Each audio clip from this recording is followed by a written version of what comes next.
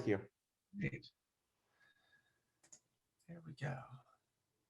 Okay. So, all right, so let's get started. So I'm going to talk about reimagining co-design of HPC systems and data centers for a heterogeneous future. So, basically this is the chart that we use to kind of justify the multi-billion-dollar ECP exascale computing project in the US. And that was basically that in 2005 or approximately, Dennard scaling ended. And what that meant was that we couldn't crank any more performance out of individual cores. We'd hit the thermal ceiling for processors because we couldn't lower the voltages anymore. And as a result, we couldn't crank up the clock frequencies at exponential rates anymore. So single-threaded performance couldn't increase. So the way that industry responded to this, they said, well, this is great. At least we still have Moore's law. We're still able to double the number of transistors we can cram on a chip every 18 months to 2 years. And so industry responded by basically doubling the number of cores each generation. And the result was very difficult for algorithm designers and people using our computing systems. And so we needed to retool and redevelop all of our codes, but at least we had Moore's law. But now, right about the time that we deliver the first exascale machine, is when they're projected that Moore's law, the rate of improvement, is starting to taper off. And it's not like it's going to hit a wall and that's the end. It just kind of is slowing down to a crawl. And so this means that we don't even have a bigger transistor budget, or at least right now what industry is doing actually is growing the size of the chip dies in order to continue to build larger chips. But it's not the same as being able to shrink the transistors and get improvements on a regular cycle. And just to remind you, Moore's law used to be, I shrink the transistor, and then the transistor uses less power. And so I could crank up the clock rate in the past. And I also have twice as many transistors each generation, so I have more functionality. And Dennard scaling ended our ability to scale the power down of the transistor. So we had this power wall, but now we're not able to cram as many transistors in the chip as we did in the past, or at least not improve it at the historical rate. So this talk really is about exascale is going to happen still 2021, 23. We're going to scoot just under the wire. But then what do we do? We have to think beyond 2021. We need to start thinking about it now. So, the end of Moore's law is leading to diverse accelerators. This is basically the picture from Hennessy and Patterson from their Turing Award talk.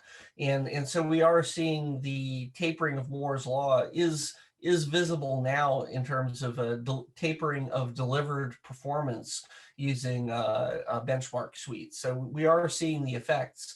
And so industry is responding. In the cell phone industry, they're responding by having they've measured from dye photos of the Apple cell phone chip, for example, that it has 40 or more different discrete accelerators on each chip die. In fact, the majority of the area on an Apple A11 chip or their new M1 chip is consumed by accelerators that are neither GPUs nor CPUs, which is very interesting. And so that's how, Apple and the cell phone manufacturers are responding to this. The mega data centers, you've heard about the Google TPU. So this is a specialized computing platform for inference, particularly for voice recognition AI. And you also have the Graviton chip at Amazon. So mega data centers are also developing specializing their solutions in order to overcome this tapering of performance. And the overall trend is towards extreme heterogeneity, where, at present it's CPUs and GPUs. And in the US for the exascale program, we have 25 codes that we're moving, migrating from traditional CPU platforms to many core CPU or mixed CPU and GPU platforms for exascale. And that's costing us about 4 million a year for 7 years. So, on average, about $25 million per code just to move from CPU to this hybrid CPU plus GPU. But what these trends play out in the future, we're really talking about something where there's more diversity even than CPU and GPU, and we can't be spending $25 million a pop to migrate our codes yet again. And the specialization is not unnatural. In fact, it's nature's way of extracting more performance in a resource-limited environment. It's not just microelectronics industry strangeness. So, for example, in the past, before when Moore's law was in full swing, we had these Xeon and power processors, kind of like big raptors, like this eagle here. When we encounter Dennard scaling or Dennard scarcity, nature usually responds with scarce food scarcity by having many smaller animals. So post dinosaur. So here we have a couple of dozen really aggressive sparrows, and so that would be the Intel Knights Landing or the AMD EPIC or the Cavium Marvell chips. So many cores, many lighter weight cores, and this is just the way that nature responds in addition to the way that industry responds. But if you have even more food scarcity, then the animals need to go after different food sources, differentiate the food sources, and then they end up specializing to the different food sources. And so here you get post-more scarcity leads to the Darwin birds with their differentiated beaks.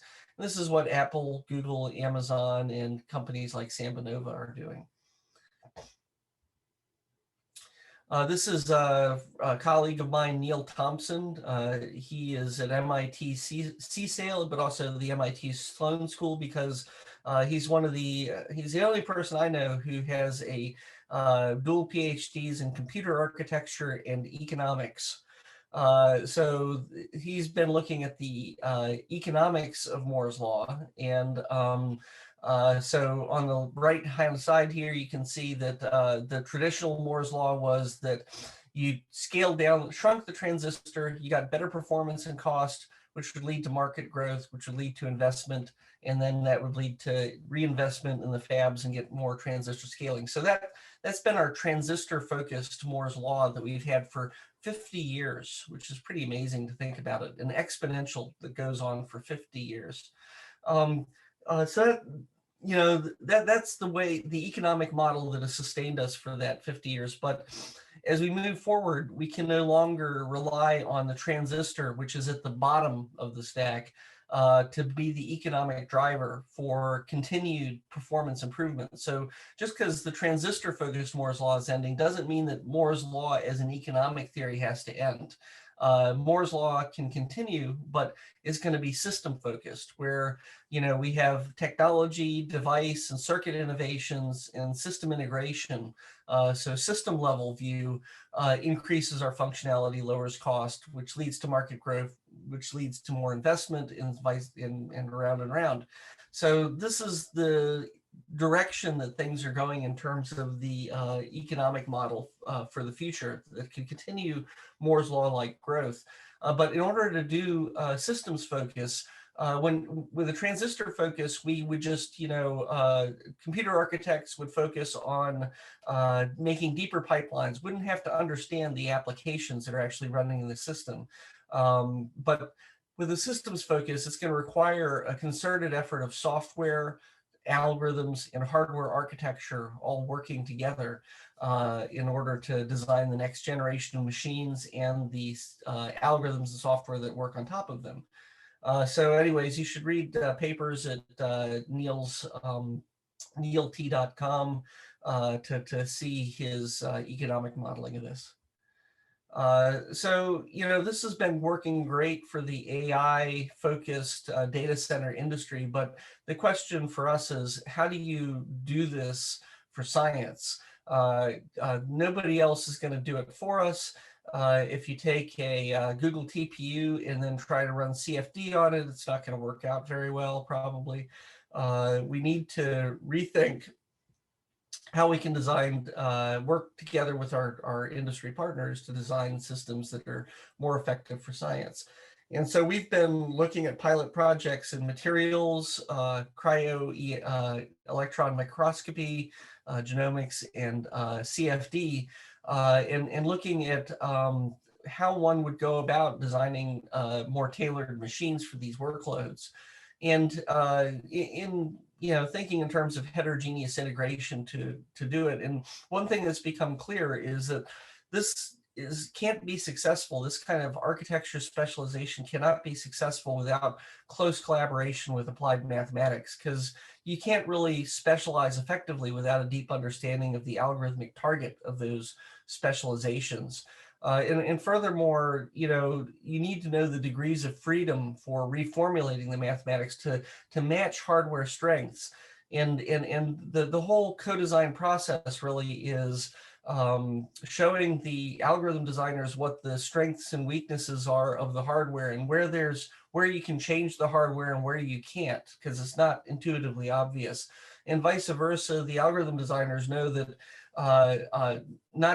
it's not just a matter of retuning or reformatting the algorithm that you have today, but it's really about knowing that there is an alternative algorithmic formulation that might be better suited to the strengths and weaknesses of the hardware, or what you can do with the hardware to achieve your goal. So just because radiation transport today is formulated as ray tracing doesn't mean, or discrete ordinates doesn't mean you couldn't use a Monte Carlo method if it's better suited to the hardware that you could design for the future, for example. And so hardware is designed around algorithms, and you can't design effective hardware without applied math. And this is new. Your computer architects could pretty much be agnostic or not know anything about the underlying application. Just make deeper pipelines for general purpose chips. So there isn't one way to specialize. In fact, there's multiple ways that we could pursue to create machines that are more tailored for the science. And so this is just 3 examples, but there's even more examples for how one can implement, the specializations that could be successful for science. And we don't know which one of these or which combination of them might be the most cost-effective and fortuitous for science. So one is to specialization, where we build purpose-built machines for big science targets. So that's kind of like what Google did with the TPU. They had one workload, but it was very large, and they tailored a machine to target that workload. And it was full custom just for that workload. Doesn't work for any other part of their workload. The other is heterogeneity, which is co-integration of many heterogeneous accelerators to serve multiple workloads with the same machine. So co-integration of specializations, but to try to maintain a multi-workload machine. The last is disaggregation, where we use photonics to enable you to configure systems with different amounts of accelerators or diverse accelerators, and I'll talk about that one last. So this is a more visual view of it. So specialization, heterogeneous integration, and resource disaggregation. And I'll point out that in each of these, there are already industry examples of people doing this, such as the Google TPU, the Apple A series chips, and AWS Graviton, and Facebook and Google. So we're taking what is already happening and saying, well, what if we did it for science? And this is where we would be if we applied these same approaches for science. So we'll start with specialization, so purpose-built machine for big science targets. So we started with material science accelerators specifically for density functional theory. And the reason we did that is that looking at the NERSC workload analysis. So NERSC is the National Energy Research Supercomputing Center. They do provide the supercomputing capabilities for all of the science and the Office of Science and the DOE. So this is, as opposed to leadership facilities, is for the 12 applications that can scale to use an entire, exaflop system, nurse, cast to serve, everybody else in the entire Office of Science. And in this, the plane wave formulation of the density functional theory code, it dominates this, a quarter of the whole every cycle that goes to on the supercomputers. So we wanted to look into doing purpose-built acceleration for DFT codes. And the reason why is that some of the core algorithms in the density functional theory, we know we can accelerate with hardware 50 to 100x faster than GPUs.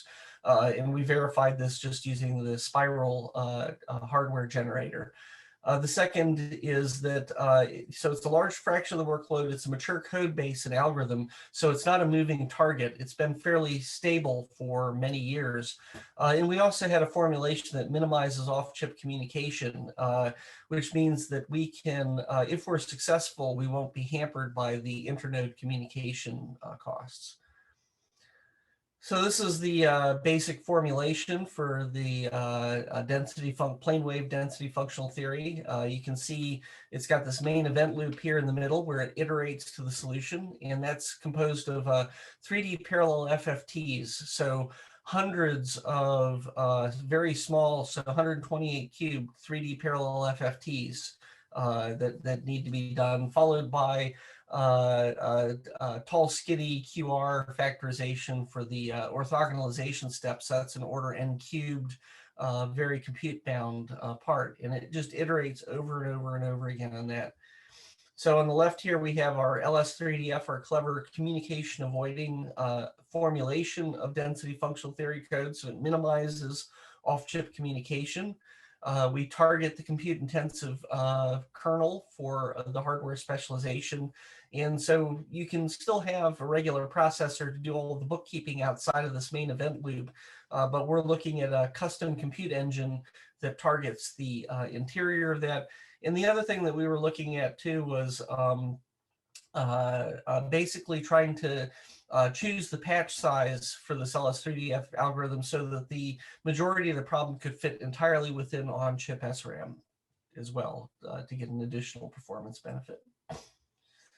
So the first thing that we encountered with all of this is is that if you want to design for CPU or GPU, we implicitly think of it as an instruction processor. So even though it's operating in parallel with a bulk synchronous formulation of the code, you still write your code in Fortran or C++ and think of it in terms of executing a sequence of instructions, maybe with a loop in it or whatever, but it's still a very sequential and instruction processor mindset. But when you're designing for an FPGA or these emerging data flow CGRAs, or in particular for custom circuit design, it's really static data flow. And so it's a different way of thinking about the problem where the operators are actually stamped down and sit in situ on the chip. So there's no instructions flowing on. And so the data then flows in a data flow graph through those operators and a result flows out the other side. And the way that we express code for that, this sequential instruction processor way of expressing code doesn't fit with this super pipeline view of how things should execute. For example, when you think of an instruction processor, we think in terms of, on the left, vendor-tuned libraries, and I invoke the vendor-tuned library sequentially. I first do the FFT, followed by matrix multiply, followed by maybe a user kernel, and we invoke those sequentially, and we go back and forth from the DRAM for each of those kernels. But were I to do that with an ASIC or even with an FPGA, I'm only activating a small portion of the chip each time because it's all stamped out on the chip. If I do it in this sequential fashion, what I really need to do is have all of those kernels lit up at the same time and deeply pipelined so that I'm feeding data through them in a streaming fashion and keeping all of them active at the same time. And this is also observed by Torsten Hoefler as he's been creating his stream laws libraries for the FPGA. And for this reason, I'm not a big fan of high-level synthesis or SYCL and things like that for FPGAs, simply because it's still trying to preserve this von Neumann view of what is decidedly not a very non-Neumann machine, or yeah, a non-Neumann, yes. What is it? A non-Neumann machine. Sorry. So SYCL is fundamentally incompatible with that viewpoint of the machine. And so our preliminary performance, so we moved from this regular eigenvalue problem to a complete data flow reformulation of the core algorithm. And so this wasn't a simple transposition. This was a real deep rewrite of the algorithmic formulation. And we mapped it onto a CGRA, so we didn't have access to the full suite of ASIC tools, but we got with a small startup company that's creating what's a coarse-grained reconfigurable array, otherwise known as a CGRA. So just for taxonomy here, an FPGA is a field programmable gate array. It's bit level programmable, so you can program each individual bit, and that's very flexible, but it wastes a lot of area and also is much slower because of that bit reprogrammability. Our algorithms are expressed in word granularity, so 32-bit or 64-bit words with operators on it. So a CGRA, a coarse-grained reconfigurable array, coarsens the representation of that data flow graph, and in so doing, it recovers a lot of performance. So these operate at gigahertz levels, and they're much denser. And so importing to this CGRA, we're able to achieve, in comparison to vendor-tuned libraries on GPUs and CPUs, 60x speed up over the baseline Haswell CPU performance, and a 21x improvement over baseline NVIDIA GPU. And we're able to, it goes down to about 18 times better when we compare it to the latest A100 GPUs, but it still shows the value of specialization. We think that we can achieve even higher than that when we redo this using the ASIC tools, but that's forthcoming. So, but very promising. Yeah. So. All right, so that says that there is some legs to the idea of having a targeted thing like a Google TPU, but targeted accelerator for a large fraction of our workload, which is DFT codes. And so the question is, how would we do this, then industrialize this process? Because right now, the efforts to do this are extremely artisan and not scalable. So we did true co-design where we had architects and applied mathematicians and domain scientists working together to talk through all these issues. And we're in a period of 2 years, we're able to design this thing, but that's extremely non-scalable approach. So we need, hardware, software, co-design tools that can bring the mathematician into the design loop. So hardware, software, applied mathematician co-design. We need a systematic mathematical approach to improve data locality, to transform algorithmic formulations from a sequential form to this deeply pipelined form. And in the long run, we might want to think about intermediate representation for compilers that span the boundary of hardware and software. This is something that a colleague of mine, Paul Franzon, and I talked about, a decade ago. But this seems to be even more imperative for us to do this right now. I think MLIR has been thinking these thoughts, but it's not very clear that they have the hardware part fully captured in there. All right, so next we'll talk about heterogeneous integration. So this is a project that we call Project 38.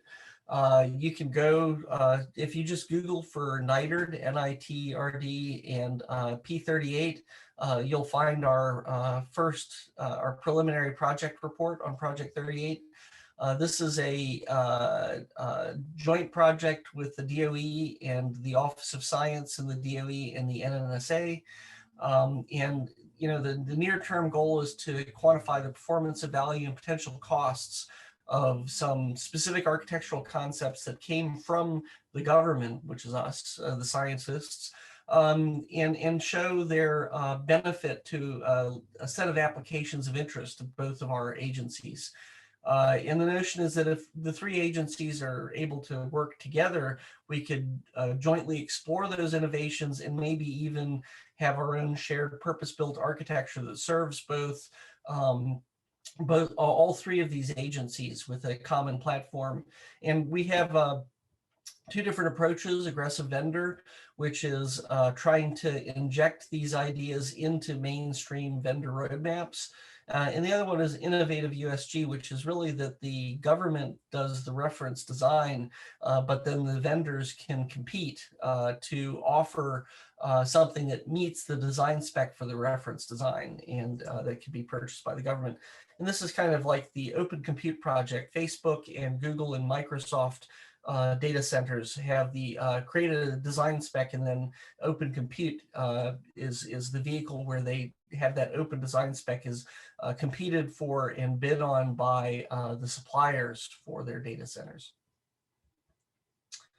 So in phase one, I'm not going to go dive too deeply into these. We studied 4 different core concepts. One was message queues. So this is the idea of having fine-grained asynchronous hardware messaging between processor cores. So right now with MPI, if you send a 0-length message, it costs you tens of thousands of cycles just to send no data at all. Even on chip, when you use OpenMP atomics in order to do asynchronous interprocessor coordination, an atomic function costs thousands of cycles on a chip. And so even interprocessor communication using the cache coherence fabric is very inefficient. So we're able to show that if you had these hardware message queues for fine-grained exchange of information or coordination between processors, we could improve scaling by a factor of 8 over current Knights Landing type processor architectures. And this is especially valuable for sparse matrices where we like to do asynchronous triangular solves, for example, and a lot of other algorithms that we have data flow graph following.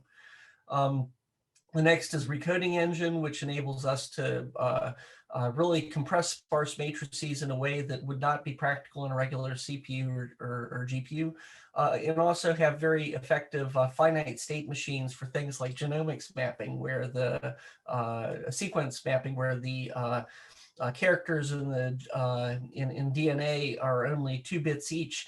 And so having a processor that has 8 bits as the smallest data type is not very effective for that. So creating a finite state machine using the University of Chicago recoding engine, we could get another 2x to 8x reduction in memory bandwidth requirements, but also have more effective genomics algorithms. The next one is fixed function accelerators. So we repeated the study. I'll talk about this a little later, but we repeated the study that Apple did where they went with 40 discrete accelerators on board. We found that we could max out the pin bandwidth of a CPU type chip with for FFTs with just 4.5 square millimeters of area. And when a chip is, a typical server class chip is 350 millimeters of area, or GPUs, which are 700 or more square millimeters of area. These are very, very tiny, and yet duplicate the performance of that entire 700 square millimeter chip using a fraction of the area. So we could afford then to have lots of discrete accelerators on the chip, maybe targeting FFT and BLAS initially, because those are our typical vendor-tuned libraries, but there are other things we could potentially target with these fixed function accelerators. And last, we looked at scatter gather scratch pads. So going off chip doing scatter gather is a tall order in terms of memory architecture, but we could get pretty far by doing the data reordering for like tensor contractions on chip by having some layer of the memory, a scratch pad, where you could do gather scatter operations at word granularity using SRAM on the chip.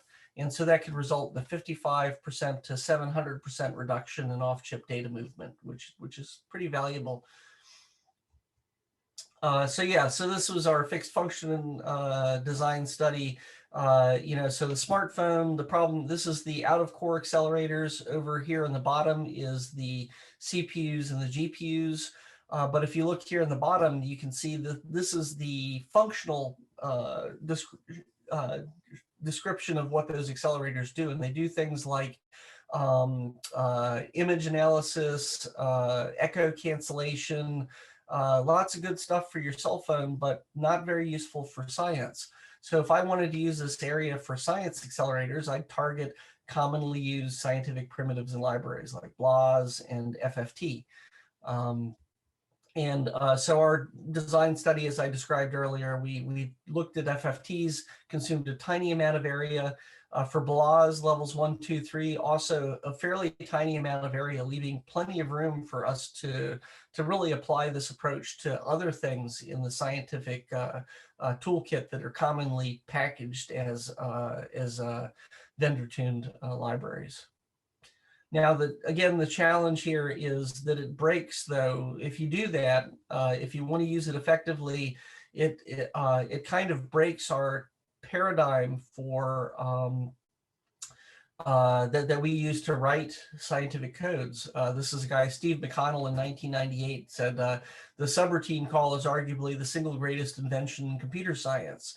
And yet, I can't easily express this data flow, deep pipeline data flow through those accelerators using subroutines as an extraction. And POSIX and MPI asynchronous calls are not very good at this either. They look terrible. They offer very weak generalizations to multi-buffering, and futures are close, but no cigar, the way that they're currently architected in, say, languages like C++. So, we need to come up with the right abstraction for expressing this this kind of data flow in regular code, or else we're kind of sunk in the future. All right, last but not least is resource disaggregation. So this is using photonic MCMs to enable reconfigurable nodes in systems. And resource disaggregation is already being used, deployed in some data centers, but with inferior technology. So so this is a study that's more focused on the data center workloads, and we're collecting data on the Cori supercomputer at NERSC to see how this could also apply to HPC. So this is from a data center operator's view. When I do training, you'll see these big honking, NVIDIA DGX nodes that have lots and lots of GPUs that are cross-connected using high bandwidth NVLink. And the reason you need to do this is to scale up the training performance. Each individual GPU trains on a local, batch of data, and then it has to exchange information about the weights in order to keep all of the weights consistent among the different independent nets that each of the GPUs are training. And so this requires a lot of bandwidth and connectivity between the GPUs to create a system for training. But when I want to do inference, which is now I have a trained a deep neural network or whatever, now I don't want to have any connectivity between the GPUs. I actually want to use all that bandwidth to stream data in from the top of rack switch. So Tor is top of rack. I want to stream data in the world and run it through that neural net to recognize things and such. So this is constitutes a completely different node design than the one that's used for training. And if I want to do data mining, maybe I want to connect all the bandwidth to NVRAM in order to stream data from my internal database through to recognize features. And if I want to do graph analytics, I might want to have a lot of high bandwidth memory and internode connectivity. So this is, all these 4 panels here constitute 4 separate data centers, or 4 separate systems in a modern data center. And that's a waste, because you end up with these marooned resources, which is that if I run out of training nodes, these data mining nodes and inference nodes aren't very useful for that. So they might run idle. And in fact, we know the data centers operate at about 30% efficiency because, again, marooned resources. They run out of the one kind, but they have plenty of the other, or vice versa. Another, challenge, and this is so our initial analysis on the supercomputing systems, the challenges of memory disaggregation. So we know that we purchase all the nodes in a supercomputer with the same amount of memory. It's 128 gigs of memory, and so about 15% of the NERSC workload needs all of that memory on the node, more than 75% of the available memory. So there is a need for that. However, 75% of the workload uses less than 25% of the memory. So that means 3/4 of the memory most of the time is sitting idle. And it costs a lot of money, so a lot of capital costs, but it also is consuming a lot of power. And so it's a huge waste that so much of that resource is wasted. So, if you could, rob from Peter to pay Paul, so to speak, if we could take memory from the ones that don't need it to donate it to the nodes that do need it, well, that's the basis of memory disaggregation, is being able to do that kind of shuffling. And so this is the basic anatomy of disaggregation. So a current server includes everything that you would need: is CPUs, GPUs, all the resources you could possibly imagine the job has. You put it in the server, even if the job doesn't need it. And because we take that and we replicate it, and all the pizza boxes in the system are pretty much the same. In a disaggregated system, we actually just pool those resources, and then you can select things out of those pools of resources to compose them into the custom node design or that you needed for your particular job. And currently, companies like Facebook and Google are doing this by having a bunch of 100 gig Ethernet links coming out of each server in order to implement disaggregation. But they're limited to 1 to 10 gigabytes per second in these solutions. Oh, and there's some startup companies coming out with PCIe Gen 5 solutions for doing disaggregation using PCIe rack scale networks. This though is significantly inferior to DRAM bandwidths, and so if we could really crank up the bandwidth for and make it to 100 gigabytes per second to a terabyte per second, we'd have a real solution for disaggregation. And it so happens that there's been a revolution recently in silicon photonics. So silicon photonics is basically this idea of having these little ring resonators, each which encodes a different frequency of light and allows you to get super high bandwidth through an optical fiber with this wide and slow approach of dense wave division multiplexing, where each fiber carries many different wavelengths of light. Each wavelength of light is encoding at only like 10 to 20 gigabits per second, but by having hundreds of them, you can get to terabits per second per fiber. And then, of course, on the receiving end, you tune the rings so that you can recognize those different frequencies of light and decode them on the receiving side. So this is a very wide and slow approach to doing optical networking, whereas our typical high performance optical networking is using 50 or 100 gigabits SerDes per channel. And this has been very difficult to inject into the modern systems because modern systems have a very small number of pins, just thousands of pins coming out of the bottom of the package. And the pin densities haven't been improving. So going off chip to the laser, to the optical link would be going at super high SerDes rates, and then we'd have to kick it back down to lower rates in order to use silicon photonics effectively. This never made a whole lot of sense, and so it's been really problematic.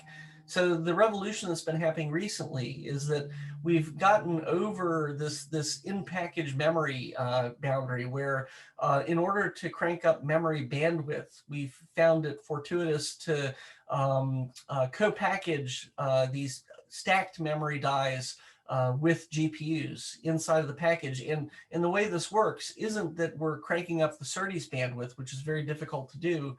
It works because we're increasing the pin density using these solder micro bumps and copper pillars.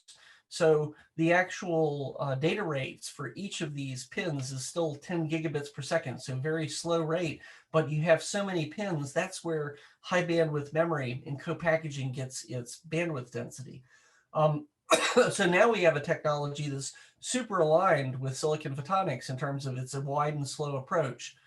The last thing that we have is comb laser sources. And so this has only happened in the past 3 years, which is that even if the in-package integration and the dense wave and the silicon photonics worked, which it does, we still have a problem that if we have to have 100 discrete laser sources, each tuned to different frequency, it's still an impractical to package. So we look at these comb laser sources that have happened just recently, a single laser that can generate a comb of 100 frequencies of light very efficiently, like 30% wall plug efficiency. Now we have game. We put all this together, and instead of having a high bandwidth memory where it has to be in die, so we end up with the bandwidth we want, but we don't have the memory capacity because it's prime real estate there. There's very limited space inside of the package. If we want to break out of that package, once you go from electrical to optical, now suddenly you can go anywhere in the system. When you have an electrical connection, you can only go 2 centimeters with these in packages. With a photonic package here with the comb laser sources co-integrated, now suddenly we can break out of the package and we could have an optical circuit switch to connect to these photonic MCMs and reconfigure them for different purposes as a disaggregated system. So now if I want these different configurations, I can use fairly low radix and fairly slow optical circuit switches to reconfigure my resources to configure for training, or take the same set of resources and reconfigure them for inference. And now I can have my disaggregated data center and operate it at the very highest memory bandwidths. So anatomy of a value metric, last little bit ditty here is it's good stuff over bad stuff. In photonics, we've been talking about performance over measured watt. And we're always with photonics focusing on the device and saying that if I had a more efficient laser package, I can get to 1 picojoule per bit. And so I'm optimizing in the denominator of this equation. Well, 30% of the data center power goes to the network. And so even if I had a 100% efficient 0 picojoule per bit laser package, which is completely impossible to deliver, I'd only improve this value metric by 30%. However, if I can focus on the denominator, this is a systems view instead of a component view, I can, increase the performance by steering bandwidth away from where it's not needed and push that bandwidth into the part of the system where it's needed. Now I can improve the numerator of this equation, and there's a lot more headroom than 30% to improve performance on the numerator by focusing on the system and focusing on the numerator. So deliver bandwidth to where it's needed by taking it from where it isn't. And so this is using the unique properties of photonics to serve the numerator and the denominator of the value metric. And so this is a really large project here. It's led by Karen Bergman, but it's really fun to work with these people, NVIDIA, Cisco, Microsoft Research, and a number of universities as well. ARPA-E Enlightened, so a lot of fun. All right, so final thoughts, the era of the universal computer at scale is kind of coming to an end here. When you had a general purpose node, scaling things up to teraflops, petaflops, exaflops was the right thing to do. That was the way that we delivered more value to our scientific customers, albeit it was fewer and fewer, could make it to the very peak in those large scale systems. In this post-Moore and post-exascale era, that's not a viable approach for continuing to deliver value to our customers, because when you scale up, then you just increase not just your capital cost, but your operating cost. And eventually it becomes impractical. You end up spending 80 million a year just to power the system. So scale demanded, we focus on capital cost. In this new era, we need to focus on the benefits at system scale to meet the demands of science by focusing on specialization. So not scale is the way that we deliver value. And we need to find the right economic model for this system focus to be sustainable in the long term. And that's it. Excellent. Great. Thank you so much, John, for this great talk. Sure. Really enjoyed it. All right, we have time for question. If you have any question, please. Yeah, phenomenal insights, John, and great systems thinking in putting together the seminar. I wasn't sure whether to be gloating that I can retire or whether to be envious that all of these young people that you're talking to have so many brilliant PhD theses left to write. But there's one area where an old guy like me got struck, and that is when you were talking about your DFT, which is a big nonlinear eigenvalue problem because you have to keep recalculating the input of the wave function into the energy. And there you did everything except change the nonlinear iteration. I mean, you took apart all the pieces and you said, this is an established algorithm, so that's why it was worthy of our investment on, the subcomponents. But maybe you've just inspired a group of people to look at, nonlinear preconditioning for the eigen problem, because obviously if that's taking 25% of NERSC resources, that's a really useful statistic. That pie graph you showed at the beginning. Ours is a little bit different. We know. I mean, our material science is probably only about 20% of Shaheen, and not all of that is DFT. But having that graph is really good target. Yeah, and you guys at Berkeley are always good at that. Really assessing the whole field, because you have 6,000 users, and you can shed these insights for the rest of us. So really, we're very grateful for this talk. Thanks. Yeah, we actually, Neil did an even larger study where he went to 300 different data centers. And so in NSF, it's even a larger fraction of their workload is molecular dynamics and DFT. But in industry, it's Monte Carlo methods, much to my surprise, seem to dominate. And I need to figure out what's going on there. Yeah, right. By the way, you referred to P-38. Yeah. Besides being a moniker for, a twin fuselage bomber during World War II.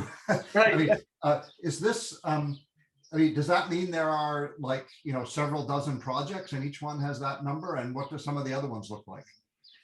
So it's really Project 38, and Dave Mountain is kind of leading the thrust there. It's not really that heavily funded. It's kind of an investigatory project. He said that it's 3 agencies and there are 8 ways to nirvana, and you must pick the middle path. Oh, I see. So it's not one of a few dozen projects that you can then write another talk on, because I'd love to see more of those case studies. But so it's a clever acronym. Okay. Yeah, it's a clever acronym. You can see the case studies though in the NITRD report. So Google NITRD and P38 and you'll find us. But I lead the Innovative USG, and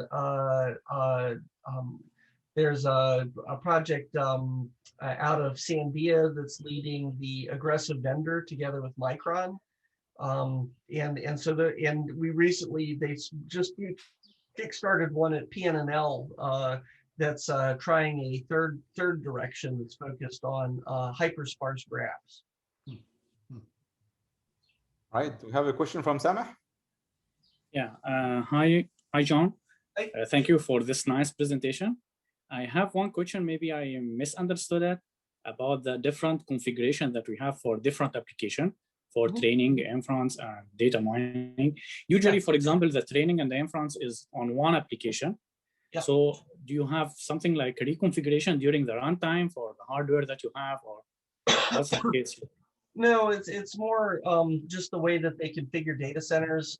So Microsoft, they have racks and racks of DGX nodes that are just configured for training. So there is inference in the training loop. That's true, but the key is that the node design is focused entirely on because you reuse the mini batches so many times, enough times, it doesn't really require a lot of top of rack switch resources to feed it the training sets. It's more dominated by the weight exchange between the GPUs. And so, yes, there's inference in that loop, but the thing that they're designing for is the exchanging the gradients between the GPUs to keep it all consistent. So that's so they train on data that's been stored. When they go to inference, then the GPUs don't have any need to speak to each other. And so they have a completely different set of racks for the inference. After they've trained a neural network, they take that neural network and they move it to a completely different system that doesn't even use necessarily the latest greatest GPUs. There's cheaper GPUs for inference, and they run it on a completely different system for the inference. Okay, got it. Thank you. That's good. I have a question from Matteo. Yes, so thank you very much for the nice presentation. So my question, so the context, I mainly develop algorithms for computational fluid dynamics. Yeah. Okay, and I saw and I felt that you put a lot of stress in co-designing, algorithm application, and architecture. Am I right? So yeah. What I want to ask is really, how can we talk or interact more with people like you, group like you? Because, if we develop algorithms for current computer on, next generation, okay, but they will not be useful for, what is coming after. I mean, I feel that it's what I'm doing, what we are doing, it's a waste of time. So what's your suggestion? How would you, recommendation? How can we speak more with people like you? I'm working with high order scheme. People say that they are very good, they scale very well and so on and so forth, but who knows with the future architecture if it's really the case. So it's more like, a recommendation that I want to hear from you. And if there is possibility to interact from Coast to US on these kind of topics. No, I mean, definitely should. I think the key is, since all of us at the labs are soft funded, meaning that I only get a salary from projects that are funded. I have to get funding for multidisciplinary projects. I think the meta issue is that the way that we think about right now, they fund the applied mathematicians to do one thing as a completely separate, team, and then they fund the hardware people that independent of them. What they really should be doing in the future, what all funding agencies should be thinking of in the future, is actually forming multidisciplinary teams in order to move algorithms and code forward to the future. And if they want to be really aggressive, have those teams also create recommendations or reference designs for the hardware. So it's more how we configure our teams right now. The mathematicians work completely independently. The hardware people just nerd out about hardware without ever speaking to a mathematician.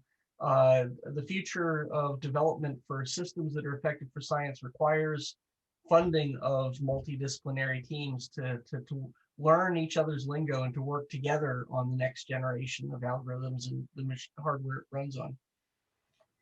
Okay, thank you. But yeah, I have nothing against working with my colleagues anywhere, but I also have to come up with a funding scheme for it. We have a question from Sam. Thank you, John. Sam. Samuel. Yes, thank you so much, John, for this interesting talk. I've got two questions for you. All this new technology seem to come from innovating startups. Do you feel that some big vendors may have them as a catalog very soon. I'm thinking of Gen Z, for example, from SP. Yeah. It looks to us like a gadget so far, but from what you showed, it's very close to the idea of Gen Z that everything is in the network and it can access everything from zero data. Is it a reality? When will it become a reality? Yeah, no, Gen Z was, that was HPE thinking big thoughts about disaggregation and high-speed optical networks 10 years before now. So Gen Z is one of the technologies that they developed for that. The challenge with Gen Z is adoption. The other thing that's developing in parallel with Gen Z is something called CXL, which is Gen Z, you'd have to take on all aspects of it, so the protocol, the drivers, it's just the complete stack. And so the industry, the vendors have been kind of hesitant to jump all in on that just yet. So CXL is kind of a compromise solution where the physical layer is PCIe Gen 6, and they've got a prototype in Gen 5, I guess, which fixes, it allows you to use all of the drivers and all of the stuff that they've developed for PCIe, but repurpose the interface at the protocol level so that you can do this kind of disaggregation thing. And so they think it's a lower bar for industry to adopt. By gutting the upper layers, it fixes the memory ordering semantics so that you can actually run cache coherence protocols over it, whereas it's not very practical to do with PCIe. Those are the two things that are being thought about in industry as a standard for a standard, but we don't know which one will win. And the best technology doesn't always win. If you ever watch VHS versus Betamax, we have to see what industry is willing to adopt. But yeah, those are the two standards that are being developed for disaggregation. My other question would, maybe it's not relevant at all, but how do you place quantum computing in the future? Yeah, well, quantum computing does 5 problems very, very well. You should think about, it's a complementary technology. So, and so it's advancing computing in an area where, NP hard or NP complete problems where digital computers aren't really that great.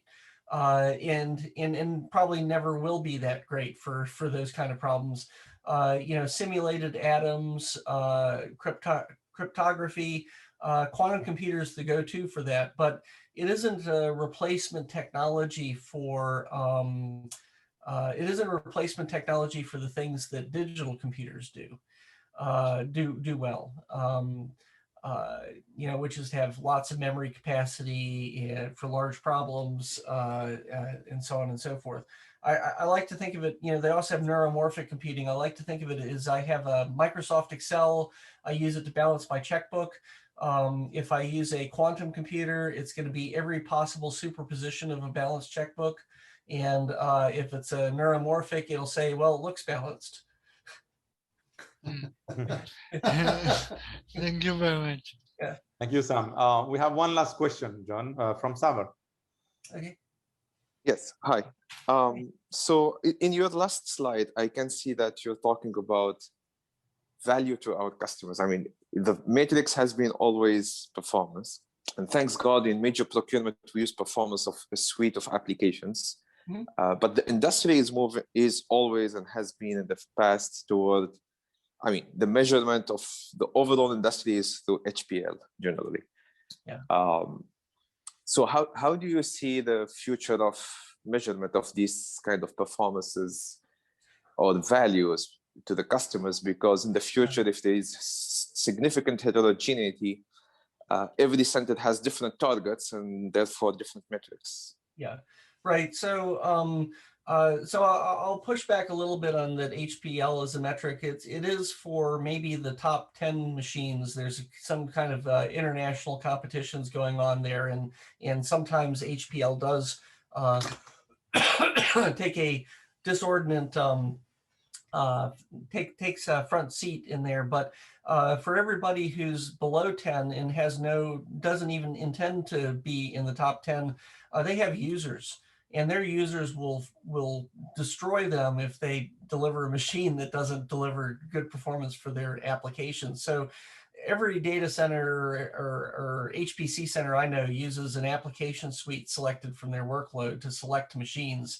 And the companies know that that's actually where their sweet spot is. The comments in the end about the scale, though, is really, even if you have an application suite to select a machine, the problem that we're running into is that when we selected our new machine, it was not much larger. The machine that won was not much larger than the machine we're currently operating for almost the same price and not much less power consumption. So if that means that I will use an application suite to select a machine, and the future machines aren't going to be much faster. And so I can't, you know what, how do I deliver more value to the customer? So we used to say, well, we'll just build a larger machine and then we'll have more throughput. But and that worked when each generation machine consumed less power for the same performance. But we're entering an era where the next generation machine is consuming the same amount of power to get the same amount of workload throughput, in which case we spread out our procurements, which the industry does not want to hear. So we need to come up with a way of delivering more performance without using scale to deliver more performance, because otherwise we're just going to more and more of our budget's going to go to power. Fantastic. Great. Thanks. All right. I think this concludes our mass guest speaker talk today. I'd like to thank again, John, for his time and effort. Really, it was a pure pleasure for us to host you. And well, I mean, be safe, stay home, Great. wear a mask, and we'll see you around. Great. Thanks. See ya. All right. Thank you very much. Thank All right, you. thanks. Bye. Have a good day.